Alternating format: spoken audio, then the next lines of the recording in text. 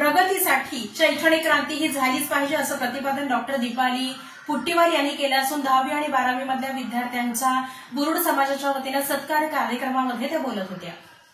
गरिबीत व दारिद्र्यात जीवन जगणाऱ्या बुरुड समाजाच्या सर्वांगीण विकासासाठी शिक्षणाशिवाय तरणोपाय नाही, त्यासाठी शैक्षणिक क्रांती झाली पाहिजे असे ठाम प्रतिपादन नागपूर येथील डॉ. बाबासाहेब आंबेडकर महाविद्यालयातील विभाग प्रमुख डॉ. दीपाली पुट्टेवार यांनी केले।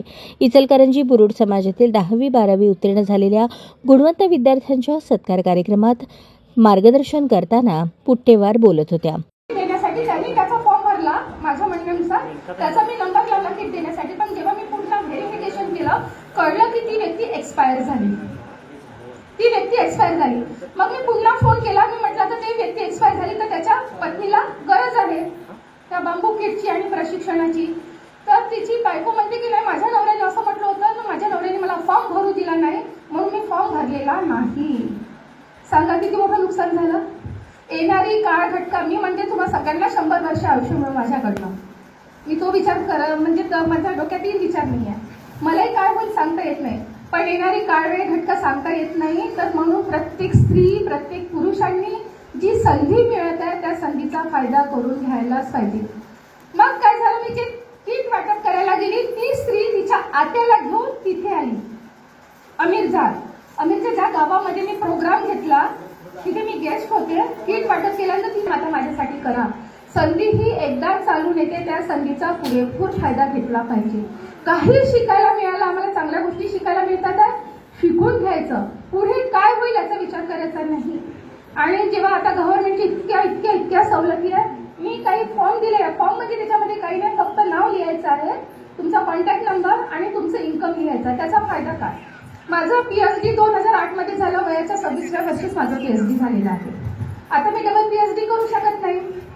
दशरथ दादा आणि आमच्या मुलाला घरी आल्या आणि म्हणाल्या मॅडम आता तुम्ही आमच्या समाजाची आर्थिक परिस्थिती शासनासमोर मांडा आणि फक्त बुरुड कामगारा म्हणजे बुरुड काम करूनच आमचा समाज पुढे जाणार नाही, तर तुम्ही काहीतरी करा। तर मग आता काहीतरी करा, तर काय मी विचार केला तर आता कसं करायचं, तर मला प्रपोजल तयार करावं लागेल। आपल्या सुहास दादांना माहिती आहे आपल्याला प्रपोजल करावं लागतं, त्याच्यासाठी माहिती लागत असते, माहिती गोळा करून प्रपोजल आपण युजीसीला किंवा शासनाला सादर करू शकतो।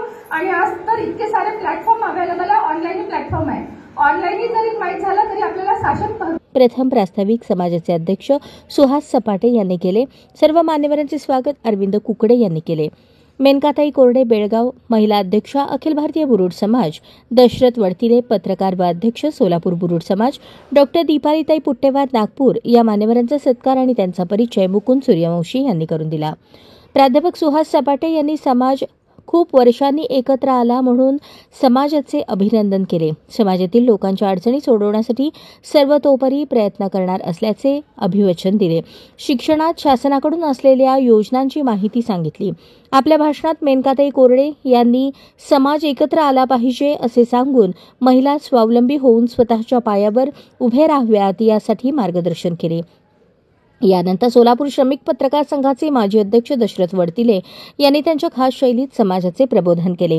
मेनकाताई कोरडे, दीपालीताई पुट्टेवार यांच्याकडे असलेल्या माहितीचा समाजाने लाभ करून घ्यावा असे आवाहनही दशरथ वडतिले यांनी केले। योजना जी आपण केली तर आपल्याला 4 एकर जमीन मोफत मिळते आणि घरकुल योजना केली तर शहरामध्ये साधारणतः 2.5 आणि ग्रामीण भागामध्ये 1.5 लाखापर्यंत आपल्याला शासनाकडून अनुदान मिळतं। अशा बऱ्याच सवलती शासनाकडून मिळतात, त्यामुळे शासनाच्या सवलती सुद्धा आपण फायदा घेतला पाहिजे की कोण येऊन हे सगळं करेल ह्याची वाट बघू नका आणि आपण सगळ्यांनी अत्यंत चांगल्या पद्धतीनं काम करा आणि समाज हे मेनकाताईंनी सांगितल्याप्रमाणे घराची म्हणजे आपल्या समाजकार्याची सुरुवात आपल्या घरापासून करा आणि एकोपा वाढा।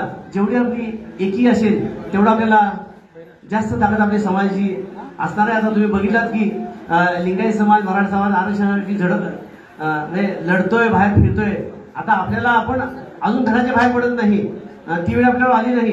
कधी आरक्षण गेलं तर हा महार समाज रस्त्यावर असतो, पण आपण मात्र घरात असतो, तर आपण सुद्धा सगळ्या जागरूक झालं पाहिजे। आणि ज्या ज्या ठिकाणी राजकीय संधी मिळेल म्हणजे ग्रामपंचायत असेल, नगरपंचायत असेल, नगरपालिका असेल, किंवा अन्य राजकीय पक्षामध्ये कुठल्याही पक्षामध्ये जा, राजकीय पक्षाचं काम करा आणि त्या व्यासपीठावरून तुम्हाला आपल्या समाजासाठी काहीतरी आणता येतं, करता येतं आणि तसं झालं तरच समाज आपला पुढे जाईल. आता महाराष्ट्रामध्ये आपले 2 आमदार आहेत. हरीश पिंपळे अकोलेचे 4दा निवडून आलेले आहेत, भाजपचे आहेत. दुसरे आमदार आहेत किशोर जोरगेवार, 2दा निवडून आलेले आहेत, तेही भाजपचे आहेत. आणि चंद्रकांत खैरे आपल्याला सगळ्यांना माहित आहे 3दा आमदार, 4दा खासदार, 1दा मंत्री झाले आहेत आणि आता शिवसेनेचे नेते आहेत. हे इतकं आपल्याला बळ आहे. ह्या बळाच्या ताकदीवर आपण आगामी काळामध्ये वाटचाल करूया. डॉक्टर दीपालीताई पुट्टेवार यांनी समाजाला शासनाकडून मिळणाऱ्या विविध योजनांची माहिती दिली. बांबू हस्तशिल्प कार्डचा समाजाला कसा उपयोग होऊ शकतो याबद्दल माहिती दिली. समाजातील लोकांची माहिती गोळा करून ती माहिती शासनास सादर करून समाजातील लोक किती आर्थिक मागास आहेत हे दाखवून बांबू कारागीर व्यतिरिक्त इतर योजनांचा लाभ बुरुड समाजास द्यावा यासाठी शासनाकडे मागणी करणार असल्याचे सांगितले.